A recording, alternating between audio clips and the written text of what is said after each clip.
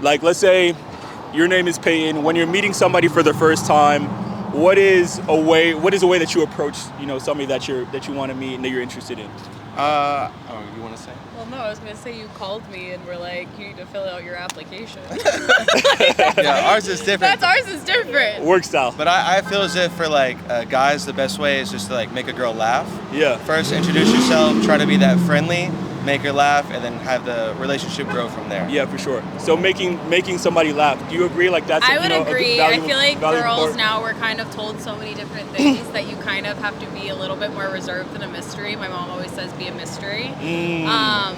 But for me personally, I have a tendency to friend zone a lot of guys that are my friends. So I never know when to decipher when it's like a guy's interested in me versus they want to be friends with me.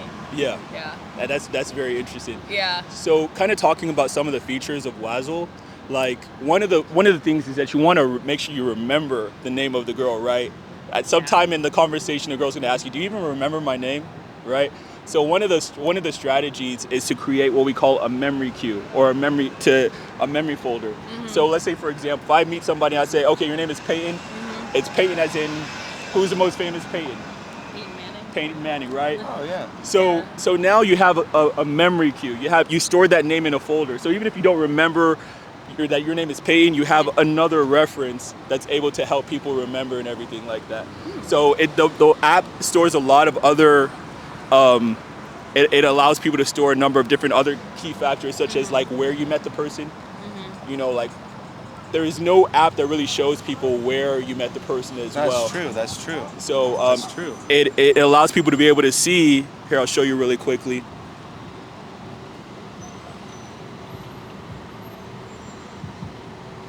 On the app, you're able to see right here the list of the places. Oh, so you just add someone and then it stores the information? Yeah, it just automatically stores. All right, you met that person at Komodo. Yeah. Right. So from there you can see all the people that you might have met at Komodo, and from there it actually allows you to create automated messages and kind of send them and things like that. Oh, that's cool. But now I want to dive in a little bit into like relationships, right? Okay. Like I'll start off with you, gentlemen. What's your name? Alex. Now, Alex, what do you think is the key for a man to be able to successfully be able to build a relationship with a girl? Because right now we know there's like barriers that are up, right? Like, what do you think is something valuable that men should know about how to build a relationship? You have to be able to let the girl feel vulnerable, and you can take care of them, even if that's in protecting them, just walking on the street, changing their tire. Maybe for some guys, I feel like you're doing this. You've done all this for me. For financially, there's just a bunch of little things. You go for coffee, let me buy you $6 coffee. Yeah. Let me help you change your tire, take 30 minutes out of my day.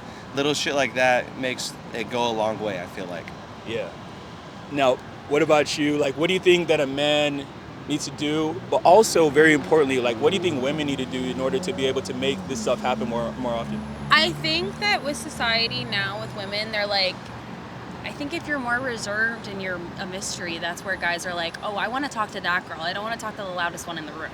Because the loudest one in the room, like, I think it's just like someone's presence. Like when they walk into a room, it's like, that's a person I want to hang out with versus the one that's screaming in the corner, being like, whatever, drawing attention to themselves.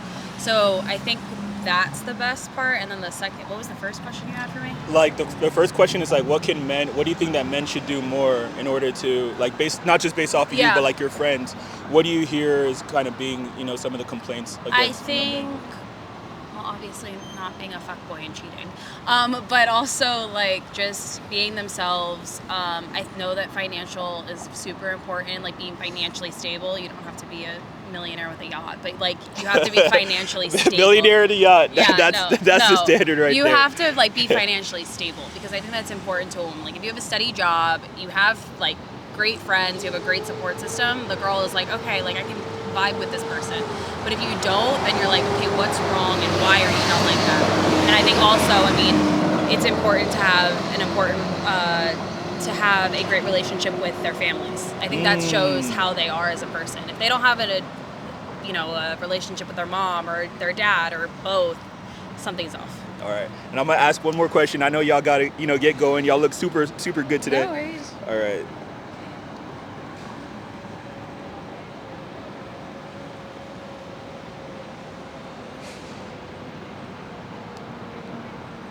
All right, I got a pretty juicy one. Okay. All right, I got a juicy one. Oh, I want to pitch it at you. All right. Okay. So today is like, I guess they're calling this month like Pride Month, right? And there's been kind of talks about like there being like less masculine men, Okay. right?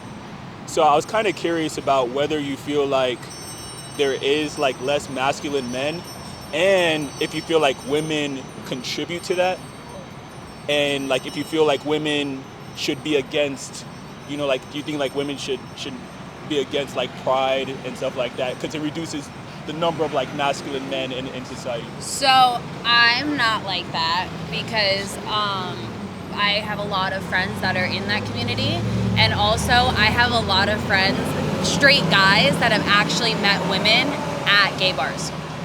Okay. And they've met their husbands and they've gotten married, and like women go to those kind of bars to feel safe and those environments. So like the trend now is for your straight guys to go there so that they meet, like, because there's not a lot of straight guys that can go to those kind of bars and feel comfortable. Yeah, you're like, oh, I didn't know that. I didn't know that at all. No, I didn't know. I haven't been to a gay bar, so. Like, if you can feel comfortable in that environment, like, I'd be like, okay, cool, we're gonna talk. Because I have a lot of, like, my uncle's gay. I have a lot of my childhood friends are gay. I'm from New York City originally, so like, and I grew up in Hell's Kitchen. So like, I was surrounded by all of that. So I can understand why people question that, but I also think that like, I can give you the other side of like, I've never had a problem with I've seen very masculine men in gay bars, and we've had the time of our lives. Yeah. So that's just my point. That's very interesting because it's very anecdotal. Yeah.